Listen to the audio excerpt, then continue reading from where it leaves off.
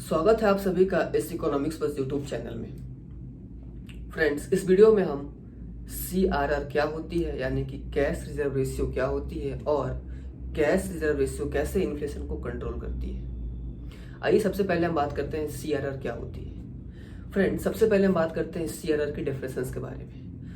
CRR is a specified minimum fraction of the total deposit of customer which commercial bank has to be hold as reserve either in cash or deposit। क्या कुछ कहना है इस definitions का?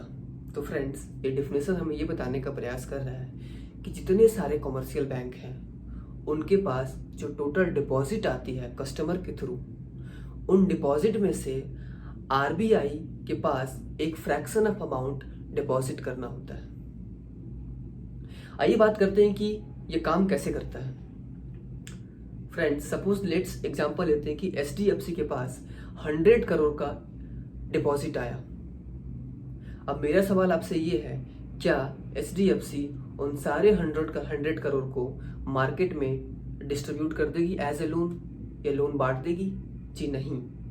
RBI अपने RBI act 1934 act के तहत ये मैंडेट करती है कि सभी कमर्शियल बैंक को, यानी कि जिनके पास भी सभी कमर्शियल बैंक को अपने टोटल डिपॉजिट में से एक फ्रैक्शन ऑफ अमाउंट जो RBI के द्वारा दिया जाता है परसेंटेज, उस फ्रैक्शन ऑफ अमाउंट को RBI के पास जमा कराना होगा in the form of cash.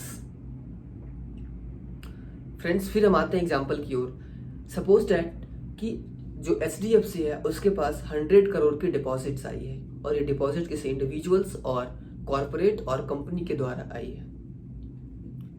इस डिपॉजिट में से जो HDFC है वो RBI के पास, जो RBI के द्वारा जो परसेंटेज डिसाइड किया गया है कैश रिजर्व रेशियो का, उस परसेंटेज को अपने टोटल डिपॉजिट में से माइनस करके और वो RBI के पास कैश के फॉर्म में डिपॉजिट करा देगी और बाकी जो पैसा बचेगा, इट मीन सपोज डेट कि अगर 10 करोड़ RBI के पास as a cash reserve ratio में डिपॉजिट कराया गया है, बाकी जो 90 करोड़ बचे हैं उसको जो HDFC है वो मार्केट में इजिली एज ए लोन के रूप में सर्कुलेट कर सकती है।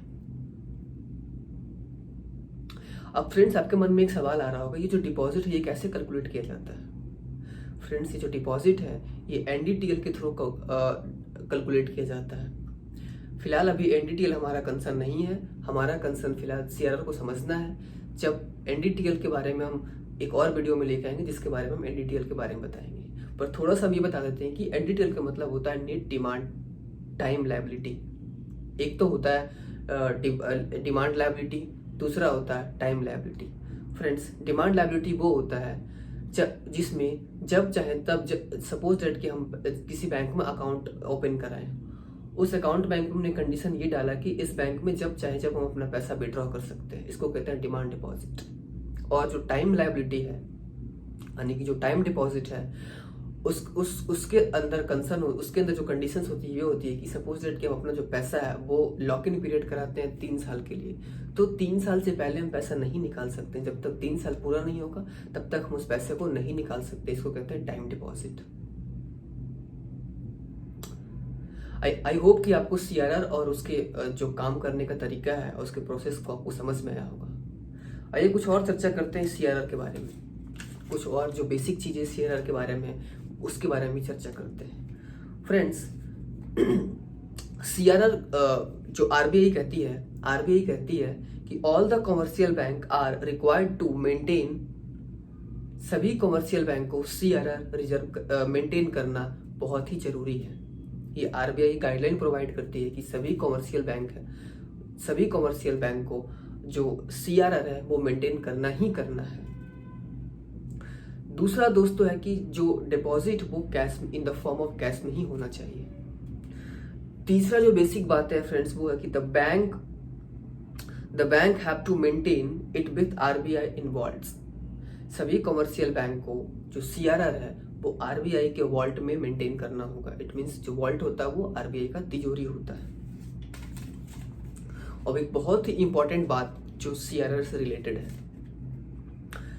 कुछ समय पहले जो सीआरआर एक मिनिमम रेट, एक मिनिमम परसेंटेज और एक मैक्सिमम परसेंटेज आरबीआई सीआरआर के लिए तय करती थी। जो मिनिमम परसेंटेज था 3% और जो मैक्सिमम था 15%। लेकिन 2006 में एक अमेंडमेंट लाई और उस समय से ये जो मिनिमम और मैक्सिमम का जो कंसेप्ट है इसको रिमूव कर दिया गया। अब जो मिनिमम रिक्वायरमेंट सीआरआर है वो 0% कर दिया गया है। 0% कर दिया गया। तो ये सारी बातें थी हमारा सीआरआर से रिलेटेड और उसके बेसिक्स पॉइंट्स से रिलेटेड। आई होप कि आपको सीआरआर का मतलब समझ में आया होगा। फ्रेंड्स, अब बात करते हैं, अब सबसे जो अहम सवाल है वो सवाल ये है कि सीआरआर कैसे इन्फ्लेशन को कंट्रोल करता है। जो सीआरआर है वो मनी सप्लाई को इकोनॉमी में कैसे रोकता है। अगर आप ऐसा सोच रहे हैं तो बिल्कुल सही सोच रहे हैं, क्योंकि सीआरआर वो टूल है जिससे मार्केट में, इन इकोनॉमी में मनी सप्लाई को कम किया जा सकता है और इन्फ्लेशन को कंट्रोल किया जा सकता है। आइए कैसे इन्फ्लेशन को कंट्रोल करते हैं इसके बारे में हम जानते हैं। एक एग्जांपल के थ्रू हम समझते हैं कि जो सीआरआर है वो कैसे इन्फ्लेशन को कंट्रोल करती है। Friend, suppose that you are a salaried person. आप एक सैलरीड पर्सन है, इट मीन्स कि आप किसी भी शहर में आप काम करते हैं और आपकी जो सैलरी तनख्वाह है वो 10,000 है। उस 10,000 में दोस्त आपके पेरेंट्स भी कहीं बाहर रहते हैं और आप अपने पेरेंट्स के लिए 2,000 रुपये हर महीने अपने तनख्वाह में से भेजते हैं और आपके हाथ में जो खर्च करने के लिए पैसे बचते हैं वो 8,000 बचता है। कुछ समय बीतने के बाद फ्रेंड्स, आपके जो पेरेंट्स हैं वो आपसे कहते हैं कि बेटा इतने में नहीं चल पा रहा है, थोड़े और एक्स्ट्रा भेजा करो।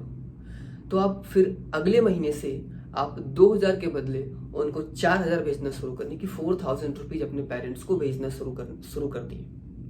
अब आपके पास में जो कैश बचा है वो 6,000 बचा है।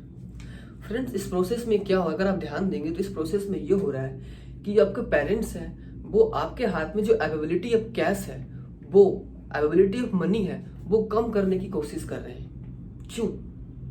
जब आपके हाथ में 8,000 होते तो आप तो बहुत खर्च करते थे। आप अपनी जरूरत की चीजों में पिज्जा खाते थे, मूवी देखते थे, काफी सारी चीजों पे खर्च कर पाते थे। लेकिन जैसे ही आपके हाथ में 6,000 बच रहा है, इट मीन्स जब 2,000 का मनी, जो अवेलेबिलिटी ऑफ मनी आपके हाथ में कम गया, जब आपके हाथ में कम कैश बच रहा है, कम पैसा बच रहा है, तब आप कम खर्च करेंगे। सेम प्रोसेस फ्रेंड्स इन्फ्लेशन पे अप्लाई होता है। जब मार्केट में मनी सप्लाई बढ़ जाती है तब आरबीआई का एंट्री होता है। तब हमारा सेंट्रल बैंक जो है, रिजर्व बैंक ऑफ इंडिया, उसके एंट्री होता है और वो क्या करता है, सीआरआर के तहत जब मार्केट में मनी सप्लाई बढ़ जाता है तब वो सीआरआर का जो रेट है वो बढ़ा देता है, इट मीन्स इंक्रीज कर देता है। जब सपोज दैट कि पहले 20% कैश रिजर्व रेशियो का परसेंटेज था कि जब कोई भी कमर्शियल बैंक अपने टोटल डिपॉजिट में से 20% वो आरबीआई के पास डिपॉजिट करेंगे। अब फ्रेंड्स उसी 20% को जो आरबीआई है वो बढ़ा के 30% कर दिया। तो जाहिर सी बात है जो टोटल डिपॉजिट होगा उसमें से और ज्यादा अमाउंट आरबीआई के पास जो कमर्शियल बैंक है उसको डिपॉजिट करना पड़ेगा। फ्रेंड्स, इससे क्या होगा, जो कमर्शियल बैंक है जब ज्यादा सीआरआर आरबीआई के पास डिपॉजिट करेंगे तो उनके पास, उनके हाथ में मार्केट में लोन बांटने के लिए पैसा कम बचेगा। और जब मार्केट में पैसा कम बचेगा तो वो मार्केट में लोन, जब बैंक के हाथ में जब पैसा कम बचेगा तो वो मार्केट में लोगों को कम लोन प्रोवाइड करेंगे। और जब मार्केट में लोगों को कम प्रोवाइड करेंगे फ्रेंड्स, तो क्या होगा इकोनॉमी पे, जब मार्केट में जो कमर्शियल बैंक है लोन कम प्रोवाइड करेंगे, तब क्या होगा, उस समय क्या होगा, जब मार्केट में लोन कम मिलने लगेगा तब लोगों के पास पैसा कम हो जाएगा। इट मीन्स जो पैसा अवेलेबल था मार्केट में वो कम हो जाएगा। इट मीन्स कि मनी सप्लाई मार्केट में कम हो जाएगा जब कमर्शियल बैंक लोन देना कम करेंगे। जब मार्केट में मनी सप्लाई कम होगा तो इन्फ्लेशन अपने आप नीचे आएगा, क्योंकि जब मार्केट में पैसा ही नहीं होगा तो डिमांड नहीं होगा, और जब डिमांड नहीं होगा तो अपने आप इन्फ्लेशन कंट्रोल होगा। तो फ्रेंड्स, ये सारी चीजें थी सीआरआर के बारे में कि सीआरआर कैसे इन्फ्लेशन कंट्रोल करती है।